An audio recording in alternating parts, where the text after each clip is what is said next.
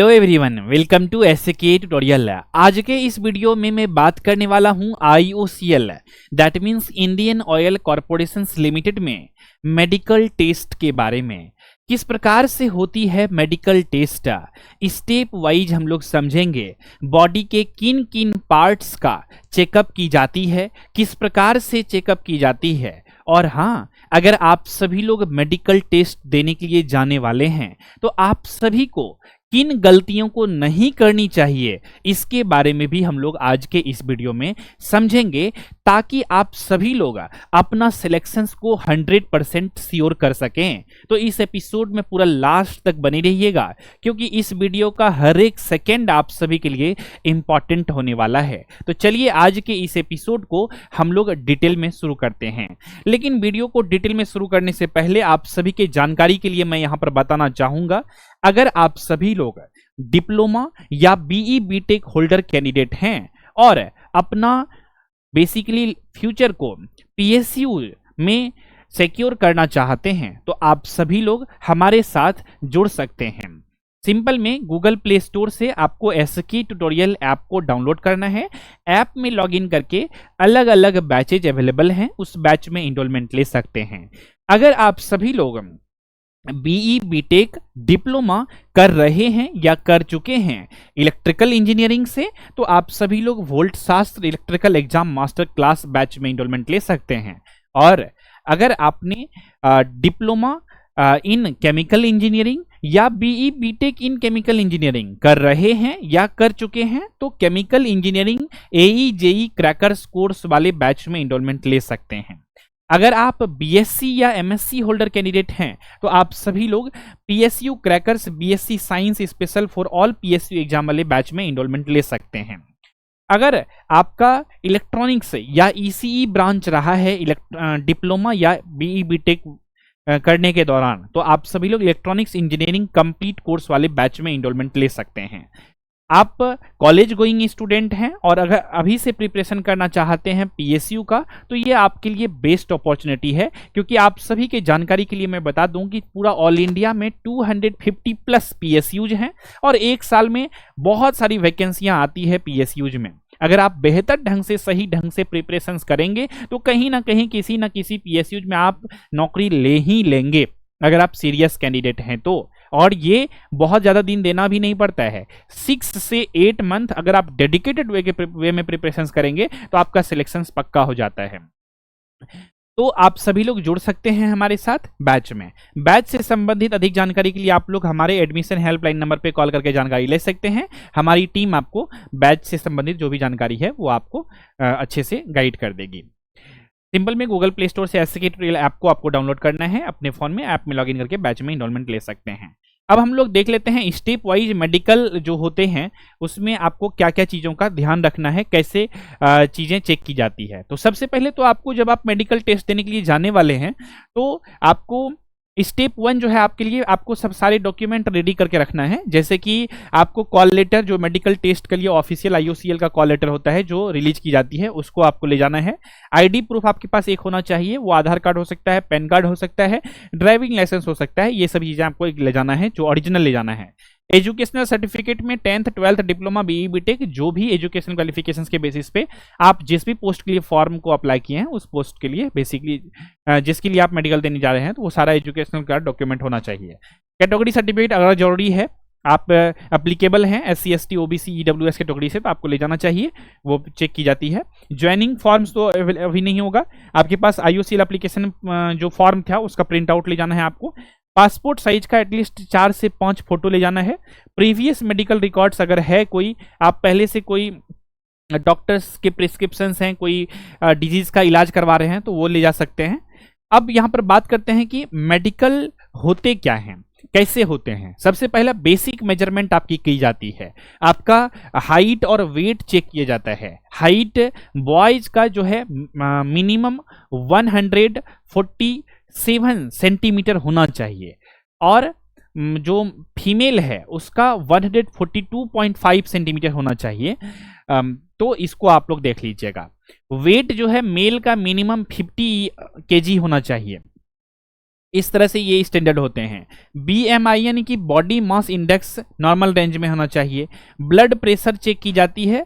BP जो होता है 120/80 एक अच्छे मतलब इस इतना BP जिस भी कैंडिडेट का रहता है इसको एक्सेप्ट कर लिया जाता है, लेकिन इसके आगे पीछे थोड़ा बहुत अगर फ्लक्चुएट भी रहता है किसी कैंडिडेट का वो भी एक्सेप्टेबल होती है। 140/90 तक वाले कैंडिडेट को भी एक्सेप्ट कर लिया जाता है। आई टेस्ट और विजन की बात करते हैं। डिस्टेंट विजन में स्नेलन चार्ट से चेक होती है। ये बेसिकली आइडियली किसी भी कैंडिडेट का अगर आई 6/6 की है तो वो बहुत स्टैंडर्ड आई है, ले ली जाती है। आपका कलर विजन नहीं होना चाहिए, क्योंकि कलर विजन्स अगर होंगे तो आप आइडेंटिफाई नहीं कर पाएंगे फ्यूल्स के कलर्स को, तो वहाँ पे दिक्कतें आती है। तो लेकिन उसको लेकर के भी क्राइटेरिया होती है। अगर टेक्निकल पोस्ट है, नॉन टेक्निकल पोस्ट है, एग्जीक्यूटिव पोस्ट है, नॉन एग्जीक्यूटिव पोस्ट है, it's depends on the post also कि किस पोस्ट के लिए आप अप्लाई किए हुए हैं। ठीक है, तो उसका भी स्टैंडर्ड है, सब कुछ इसमें दी गई है।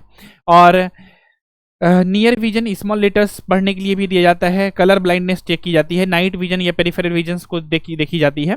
ठीक है, इसके बाद हियरिंग टेस्ट की जाती है। विस्पर टेस्ट की जाती है। विस्पर टेस्ट की क्या होता है?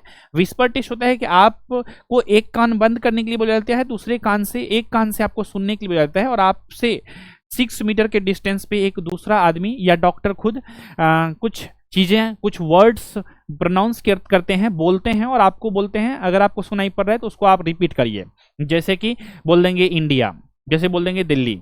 ठीक है, तो इस तरह के कुछ वर्ड बोलेंगे और आपको रिपीट करने के लिए बोलेंगे। ठीक है, तो इसको कहते हैं विस्पर टेस्ट।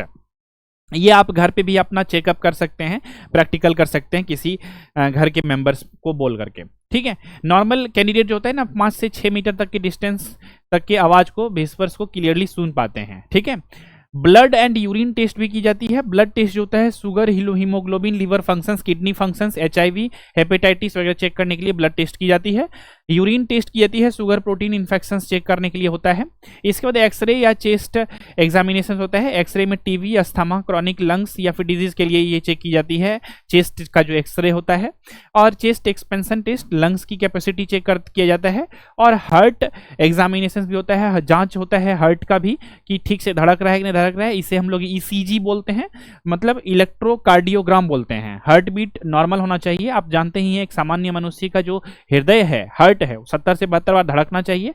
कभी कभी किसी का वहां पर जा करके जब मेडिकल टेस्ट देने के लिए जाते हैं तो वहां पर 70 से 72 के बदले 120 से 200 बार धड़कने लग जाता है, क्योंकि वो टेंशन में आ जाते हैं, वो खुशी से फूले नहीं समाते हैं कि मेडिकल टेस्ट वाले स्टेज तक भी हम पहुंच चुके हैं। घबराहट भी होती है, किसी का BP भी हाई हो जाता है।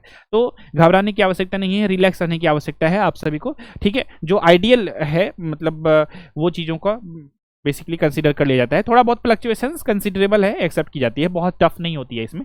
एब्डोमेन एंड अदर टेस्ट, जैसे कि एब्डोमेन के लिए लिवर, किडनी, हर्निया के लिए यहाँ पे चेक की जाती है। ये सभी स्टेप्स हैं। फिर 9th स्टेप्स हैं डेंटल एंड स्किन टेस्ट, दांत की भी आपकी चेक की जाती है। सेवियर डेंटल इशू नहीं होना चाहिए, अगर होंगे तो फिर दिक्कत हो जाता है, मतलब टेम्पोरली अनफिट कर देते हैं वो लोग, इसीलिए कोशिश करिए कि ये सब चीज़ें नहीं हो। स्किन टेस्ट जो होता है, क्रॉनिक स्किन डिजीज, अगर एक्जिमा है, ठीक है, इस तरह से नहीं होना चाहिए, अगर है तो फिर टेम्पोरली अनफिट कर देते हैं। और डॉक्टर लास्ट में जो है ना आपको रिमार्क्स दे देते हैं। अगर आप सब कुछ में फिट हैं तो फिट का रिमार्क्स दे देते हैं, जो कि सबसे बेस्ट है। आपका सिलेक्शन में कोई बाधा नहीं आएगा। अगर आपका कुछ मतलब बड़ा इशू आ गया है, क्रॉनिक डिजीज है कुछ, जो कि लॉन्ग टर्म तक बेसिकली वो नहीं ठीक होने वाला है, परमानेंट डिजीज कह सकते हैं कुछ, तो वहां पे आपको अनफिट कर देते हैं, सीरियस इशू अगर होती है तो। और अगर आप टेम्पोररी कुछ इशू होता है तो आपको क्या करते हैं, टेम्पोररी अनफिट कर देते हैं, और जो कि ट्रीटेबल होता है, आफ्टर द फ्यू टाइम्स वो बेसिकली रिकवर किया जा सकता है, उसको ठीक किया जा सकता है, तो वहाँ पे आपको टेम्पोररी अनफिट कर दिया जाता है। इसका मतलब आप अनसेलेक्ट नहीं है, मतलब ऐसा नहीं है डिस्क्वालीफाई कर दिया गया है, आपको एक टाइम दे दी जाती है कि आप 1 मंथ में 2 मंथ में इसको ठीक करके आइए। ठीक है, और उसका मेडिकल रिपोर्ट लेकर के आइएगा, जब ठीक हो जाएगा तो। इस तरह से इंपॉर्टेंट टिप्स है फॉर प्रिपरेशंस, जैसे कि आपको कुछ बातों का हमने स्टार्टिंग में ही बताया था कि ध्यान रखना चाहिए। आपको अल्कोहल, स्मोकिंग वगैरह अवॉइड करना चाहिए, अगर आप करते हैं तो ऐसे नहीं ही करना चाहिए, this is a very bad habits.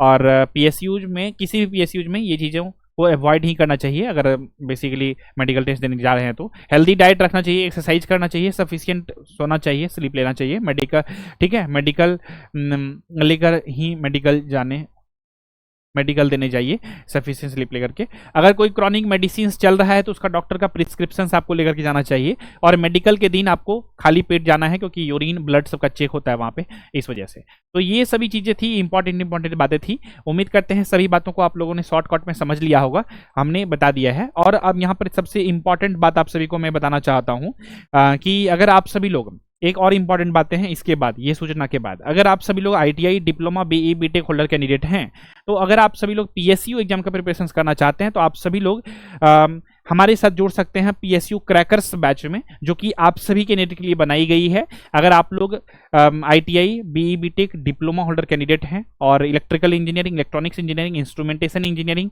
Chemical engineering, BSc chemistry, MSc chemistry से किए हुए हैं, तो ये सभी जितना भी मैंने एजुकेशन क्वालिफिकेशन बताया है, इस एजुकेशन क्वालिफिकेशन के बेसिस पे PSUज में वैकेंसीज आए दिन आते रहते हैं। तो इस वजह से आप एक बार तैयारी करिए, 6 से 7 महीना का समय दीजिए और आप बेसिकली PSUज में जॉब बेसिकली ले सकते हैं, अपने सिलेक्शन के चांसेस को बढ़ा सकते हैं अच्छे से प्रिपरेशन करके। बहुत सारे PSUज में वैकेंसीज आने वाली है, ठीक है।